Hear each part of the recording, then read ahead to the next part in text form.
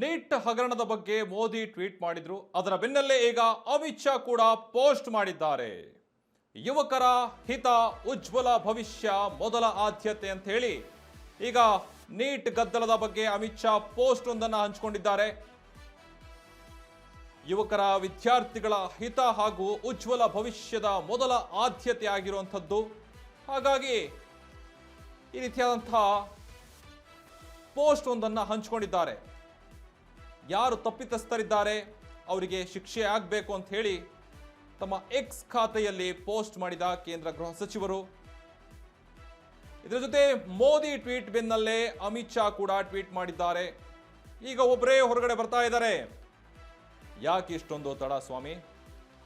ನೋಡಿ, ಏನಾದರೂ ಆದ್ಮೇಲೆ ಎಚ್ಚೆತ್ತುಕೊಳ್ಳುವಂತ ಕೇಂದ್ರ ಸರ್ಕಾರಕ್ಕೆ ಈಗ ನಿಜವಾಗ್ಲೂ ಮನವರಿಕೆ ಆಗ್ತಾ ಇದೆ ಅಂತ ಅನಿಸ್ತಾ ಇದೆ.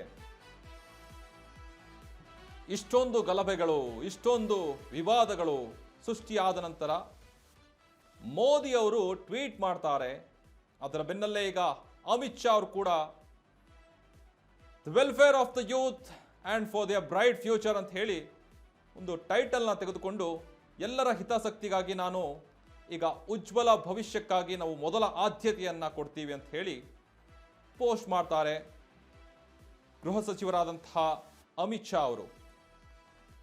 ಹಾಗೆ ಈಗ ಎಕ್ಸ್ ಪೋಸ್ಟ್ನಲ್ಲಿ ಬರೀ ಪೋಸ್ಟ್ ಮಾಡೋದ್ರಿಂದ ಅದು ನಿಖರವಾಗಿ ಮಾಹಿತಿ ಹಂಚಿಕೆ ಆಗಲ್ಲ ಅಂತ ಅನಿಸುತ್ತೆ. ಯಾಕಂದರೆ ಅದಕ್ಕೆ ಏನೇನು ಸಿದ್ಧತೆಗಳು ಮಾಡ್ಕೋಬೇಕೋ ಅದನ್ನು ಮಾಡಬೇಕಾಗತ್ತೆ. ಈಗ ಅಫ್ಕೋರ್ಸ್ ಸಿ ಜೆ ಪಿ ಅವರೇನು ಬೇಡಿಕೆಗಳನ್ನು ಇಟ್ಟಿದ್ರು. ಈಗ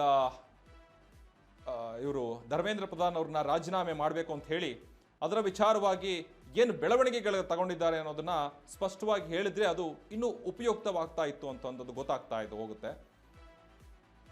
ಈಗ ಅವರು ಎಕ್ಸ್ ಖಾತೆಯಲ್ಲಿ ಹಂಚಿಕೊಂಡ ನಂತರ ಒಂದಿಷ್ಟು ಈಗ CJP ಪಕ್ಷದವರಾಗಿರ್ಬೋದು, ಅಲ್ಲಿ ಪ್ರತಿಭಟನೆ ನಡೆಸ್ತಾ ಇರೋರಿಗೆ ಒಂದಿಷ್ಟು ಮನವರಿಕೆ ಆಗಿರುತ್ತೆ ಅಂತ ಅನಿಸುತ್ತೆ. ಯಾಕಂದರೆ ಅತಿ ವ್ಯತಿರಿಕ್ತವಾಗಿ ಈ ಪ್ರತಿಭಟನೆಯನ್ನು ನಡೆಸ್ತಿರುವಾಗ ಒಂದು ಸ್ವಲ್ಪನ ಸಮಾಧಾನಕರವಾಗಿ ಒಂದಿಷ್ಟು ಅಂಶ ತಿಳಿದು ಬರ್ತಾ ಇದೆ.